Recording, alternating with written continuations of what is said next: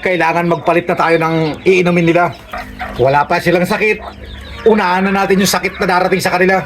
Kaya dito tayo nagtitiwala sa Premix Steel, gawa ng Battle Cup. Dito bilib si Mr. Peps.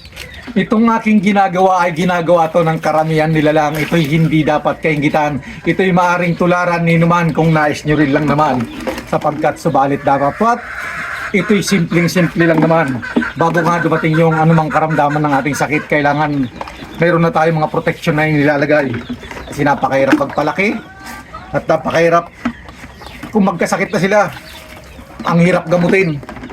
Kailangan wala pang sakit, mayroon na tayong depensa sa kanila para hindi mahinto yung paglaki nila. Plada naman ng Mr. Peps dito para medyo matapang. Isang sachet.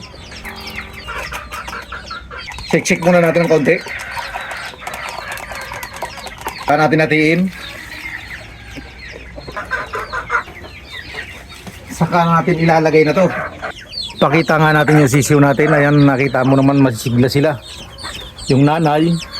At kung titingnan mo yung ipot ng nanay, siya masigla rin. Ito'y normal. 3 to 4 months na to. Milsin Black. Ito yung gold na Milsin Black na pinagkalob nga sa atin ng isang nating kaibigan. Shoutout sa iyo, Boss Bogi. Yan, napakagandang gold niya. Yan ang i-breed natin. Shoutout sa atin lahat at muli magandang umaga.